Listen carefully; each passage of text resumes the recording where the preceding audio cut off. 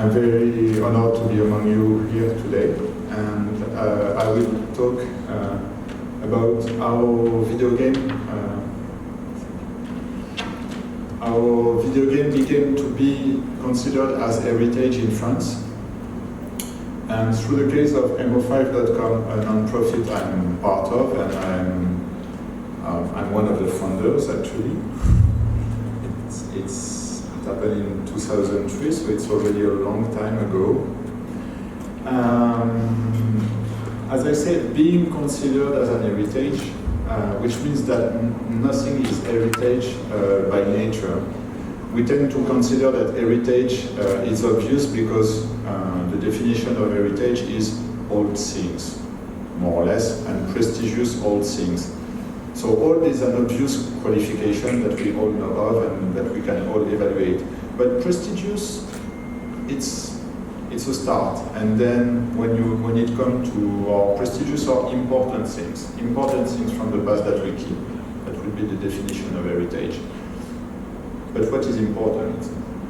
And the definition of important varies from one country to another. We often quote in France people that have a very different conception of important and heritage standards, the Japanese. The Japanese have living heritage. Those are people they have selected because they are craftsmen that practice craftsmanship that the Japan population want to survive. And so they train these people and they're paid during their entire life just to transmit their art and practice it so that this art never dies.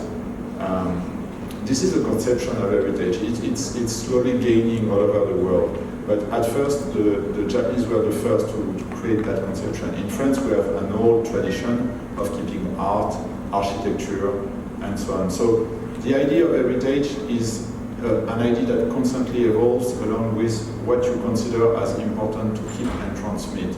And so having video game near heritage was not something obvious. And so it was not something that started with the French state. It's something that started by a popular movement. So here I show you a picture that comes from a small weekend exhibition made by mo5.com. As a non-profit, mo5.com organizes exhibition in libraries, in exhibition centers, in town halls for the general public. Those are small exhibitions intended at families where people can discover the history of video games by playing on the original video games. So the start of this whole story is about people collecting vintage video games, the original ones, and making them available to the general public through exhibitions. So it started with those men. I made my PhD on them when I was a young ethnologist. They were gathering on weekends in halls that were given to them by cities. And they had this type of convention. So the first on the left is the Jaguar convention. Jaguar is a video game console that most of you must not know because it was very short-lived. And some people that were passionate about this system that existed in the early 90s had created this convention about the Jaguar system that turned into a broader convention about vintage video games. And such conventions happen, there were like 6 of them every year in France, and all the people you see here were connected through internet on specific networks where they all know each other and they were trading items between them. So they collected these vintage video games. So this started at the end of the 90s. Many people present here were not born, so for you it will seem bizarre, but the internet was not here. There was no internet in France until, for the general public, I mean, 1998. And so these men were, most of them engineers in IT, so they had the earliest access on internet in France, so some of them in 1996. And at that moment, it was just 2 years after a major technological change. For the general public, again, I won't discuss here the history of technology that is very complex, but the general public in 1995 saw the disappearance of many computer brands, and you just add on the market the situation that you know today, PC on one side and Mac on the other side. Before 1995, there existed dozens and dozens of brands of computers, and those are the ones you see here. All these strange items you're not familiar with are computers from a large diversity of brands, and those brands were non-compatible, exactly as Mac and PC are now, even worse. You could not plug one thing from one brand into another, you couldn't transfer a file. If you were on Atari or on Commodore, you couldn't just touch the other brand. So that made these brands very important to the people that use them, because it's a way of thinking, it's a way of doing things. Exactly like Mac users get crazy when they have to use a PC.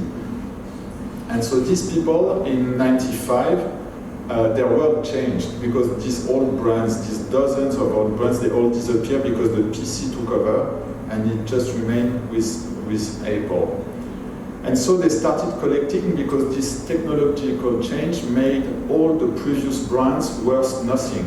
Things that would have cost by local standard, by today's standard, thousands of euros, 2 years later were worth nothing. You would have paid that 2 or 3 euros on garage sales. And that's what they did, they collected that in garage sale. At the same date in 95, the same process appeared in video games. The 3D that has been a technology that was developed in the late 80s took over with the appearance of the first PlayStation. And even if there were experiments before, as people well versed in video games know, the general public got for the first time access to cheap 3D video games available on all systems. And suddenly every 2D games became out of fashion, absolutely out of fashion. And same thing as for computers. Suddenly these things that were worth thousands of euros began to cost nothing. So these people collected everything for nothing, for cheap. And they built collections, very large collection. And that's the moment I came in and started studying them, their value, their passion, why they were doing that, the typical job of an ethnologist. And those are some examples of the type of things they had. Those are pocket computers, so you can program on that. So this is geek stuff, the geekiest stuff you can imagine.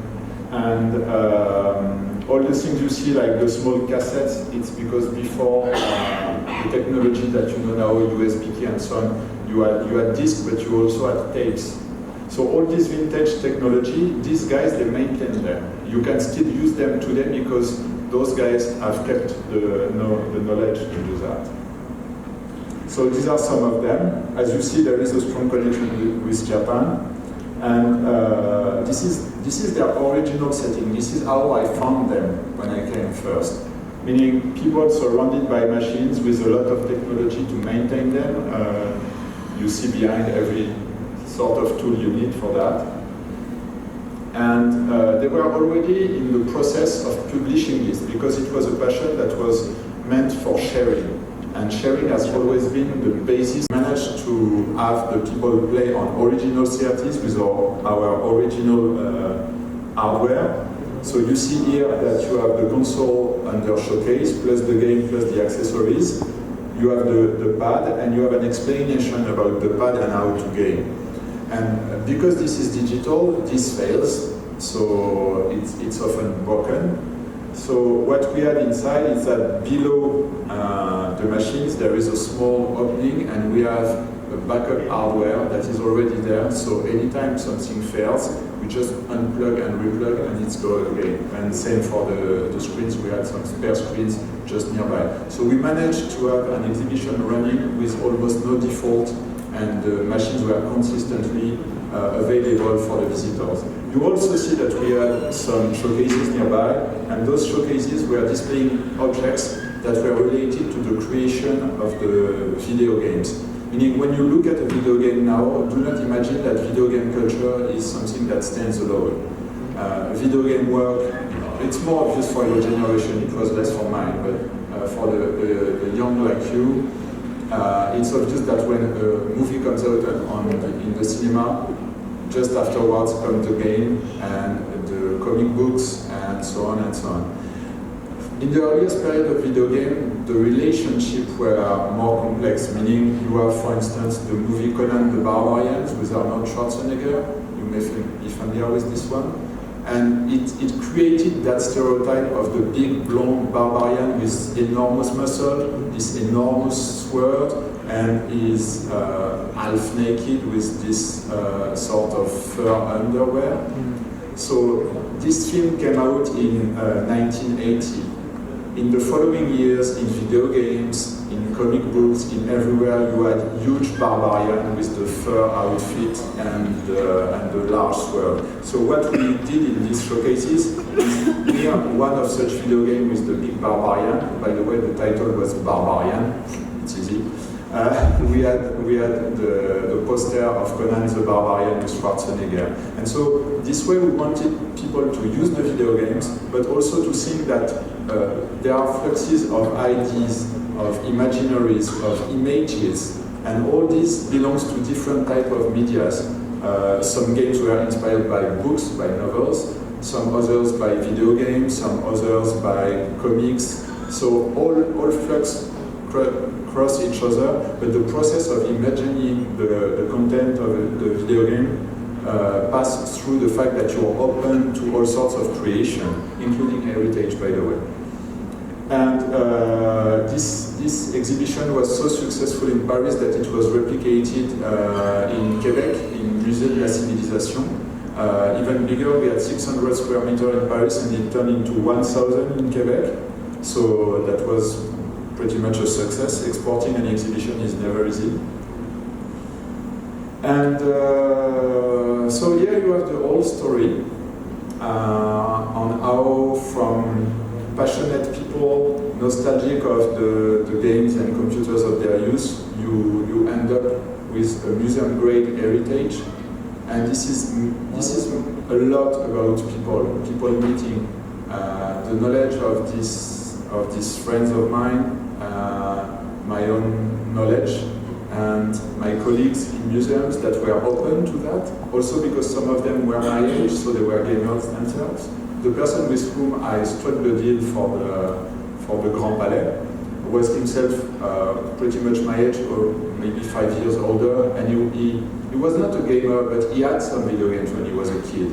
So he had some interest, not a big one, he was not a geek, but still. And this is a lot about generation, and there we are.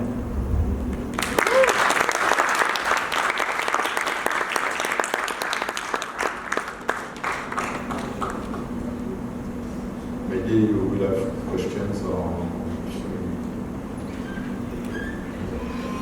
Yes? Earlier you talked about 2D games, how they got out of Okay, can you speak louder? Earlier you talked about 2D games, right? That how they got out of fashion and how they were abandoned by the people. Oh. Sorry, say it again. Earlier you talked about 2D games, that how they got out of fashion and they were abandoned by the people. So do you think from today, like virtual reality will take over 2D and 3D games both? No, never. It always fails, and it will fail again and again and again every 5 years. This is a cycle in the industry of video games ever since 3D came up.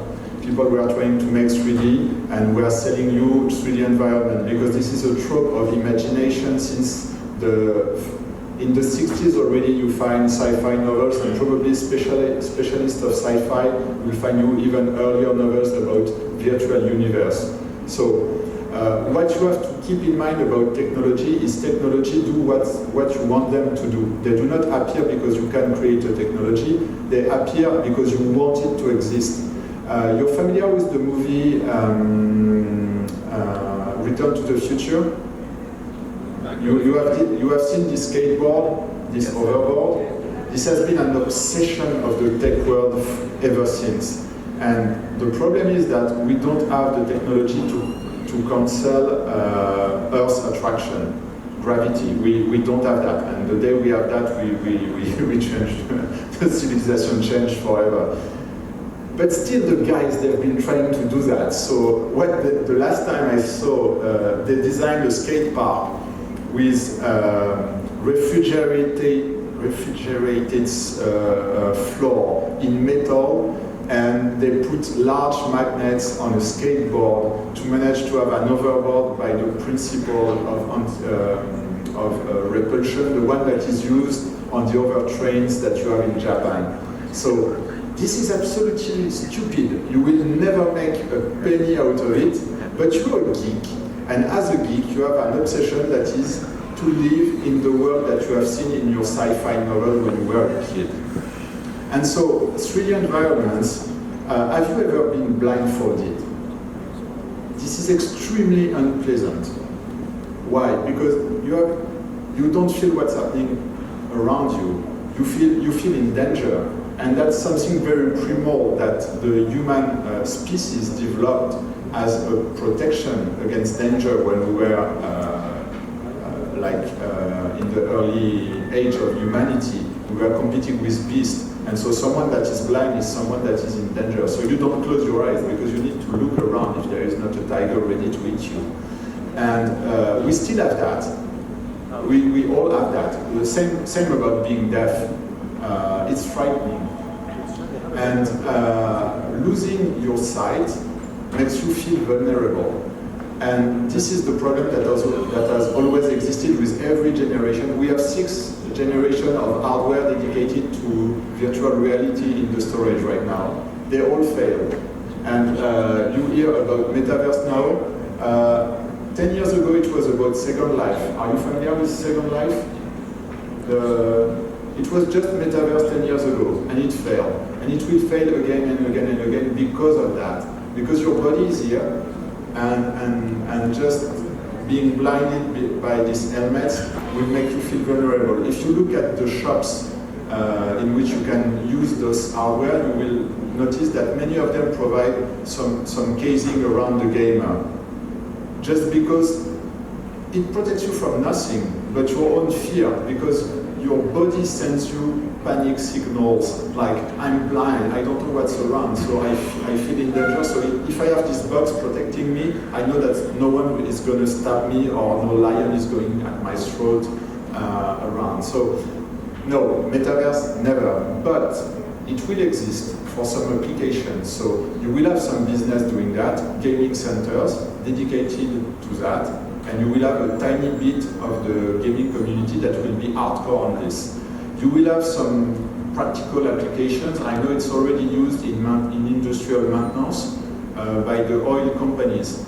I've seen that actually 10 years of the idea and the ideology of the founders of the internet and the founders of these technologies. And at the moment, they gathered all their collection and created the first associations, and it turned into that.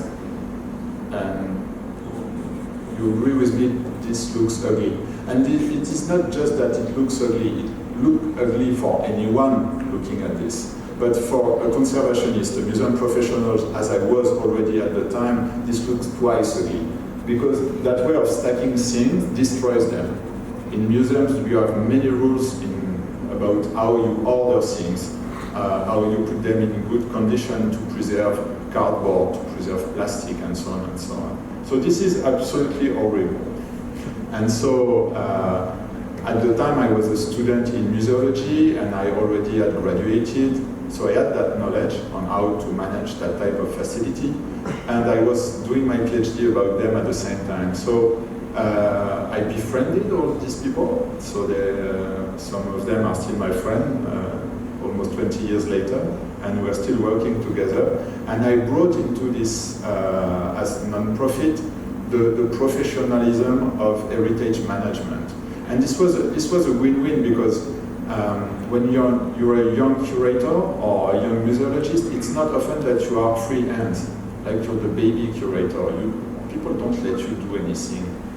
You have to learn. But here I was free hands, my friends, they were so happy to have me that I could implement anything I had learned at school, and them on the other side were super happy to get out of the geek bubble to be able to address the general public in a more professional way.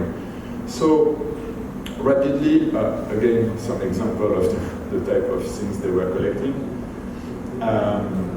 Rapidly, we had to turn these ugly spaces, this mess, into something usable, so it meant some construction work. This is me after destroying some walls with the mass. So I physically built that storage.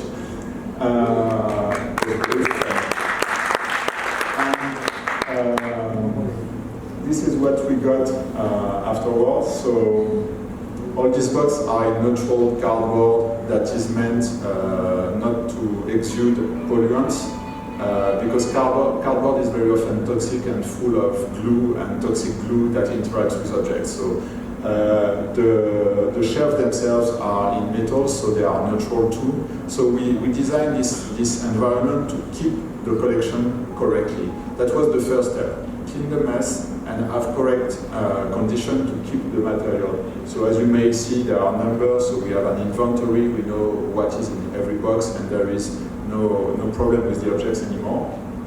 And this is a clean storage for the April collection, as you see.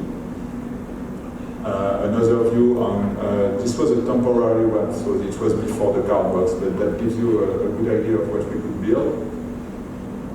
And then at the same time, we started professionalizing our exhibition, meaning we designed these showcases that you see here. This is a furniture we created, so we created a small workshop into the association where we can create this furniture, because you can't look professional if you go out to an exhibition and you just put your machines on a table and you have cables all over. This doesn't look good. So we had to work on graphic design, we had to work on the design of this. You see here that we created our own visual identity. That is still the one we use today. It evolves only a little.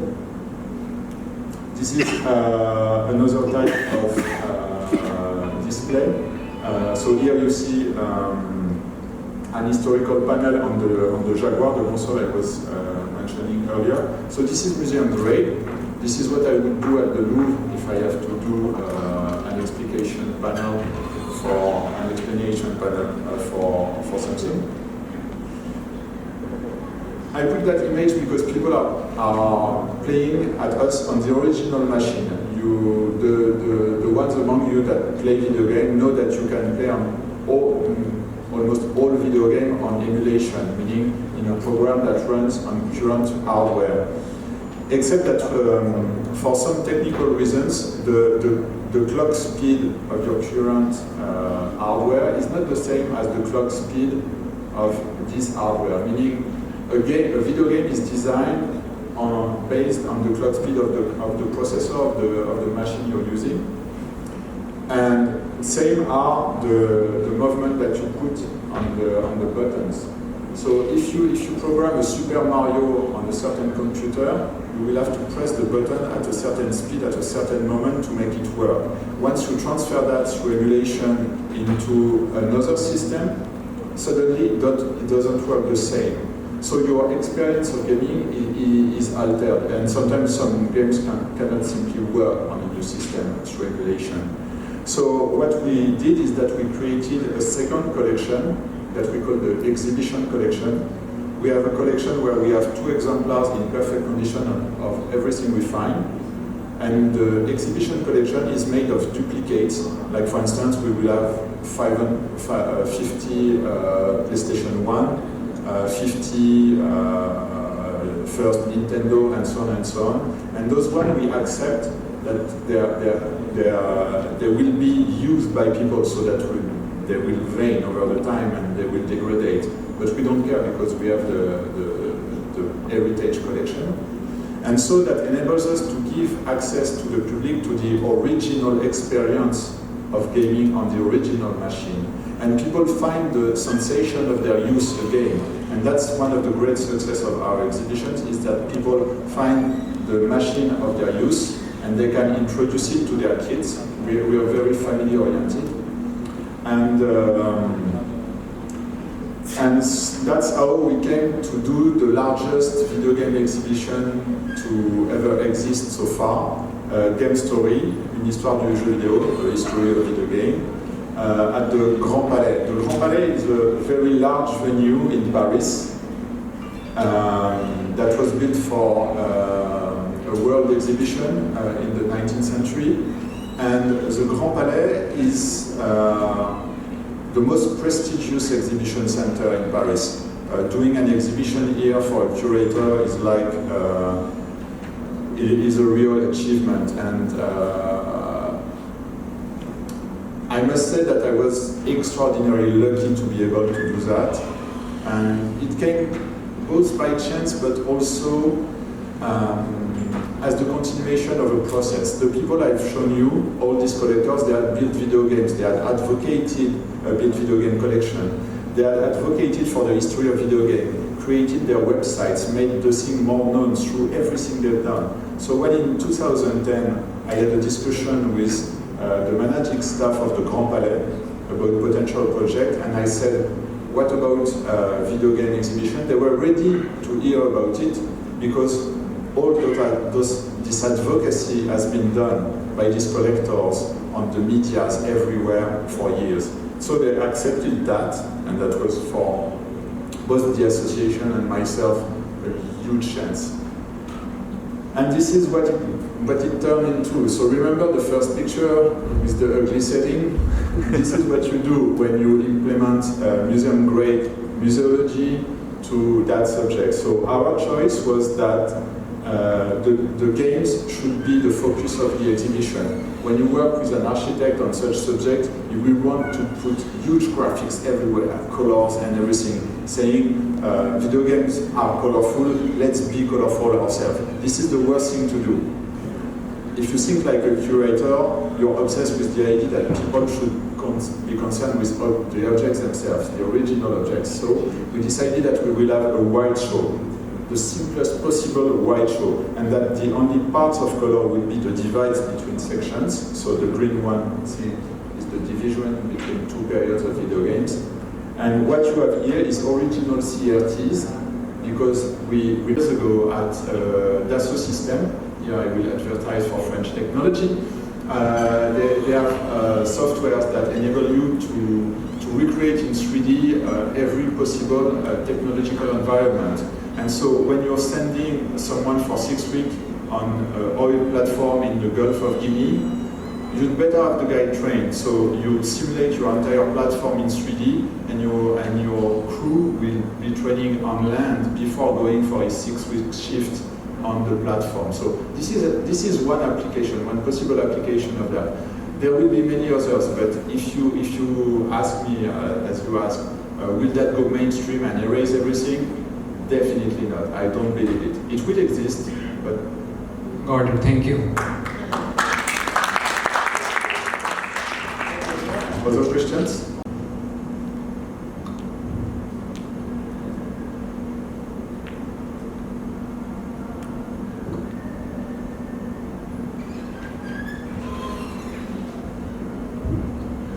So maybe we're done? Yes.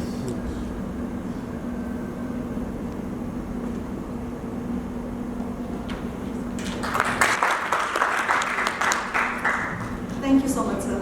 I would now request respectable Chancellor Faisal Janjua to say a few words and present our guests with the souvenirs, please.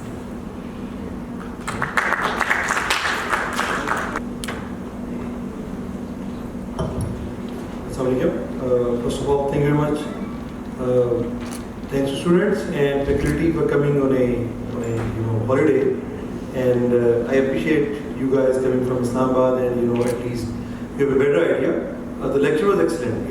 I'm an IT guy, and I'm probably I started my undergraduate degree in '95. So all what we were saying, I was enjoying all those old CDs and then tapes and the backup from tapes is pretty absolute, but I think today I loved the lecture because all this virtual reality, metaverse kind of thing people are amazed with, is that a reality?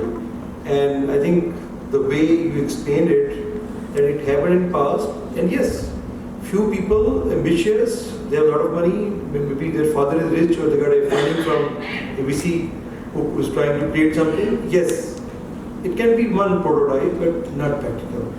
And I'll not take long. Thank you very much, everyone. And I hope we'll have more interactive session with you, because today we could not, have big gathering because it is a national holiday in Pakistan. But we didn't want to miss the opportunity to meet you, welcome you here, and at least interact with the key stakeholders. Thank you very much.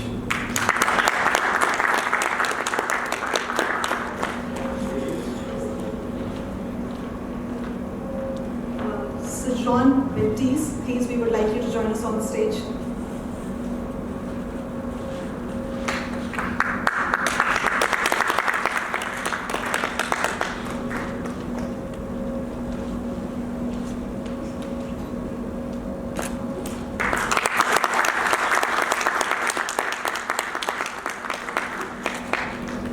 Sir Dylan Lillard, please join us on the stage, sir.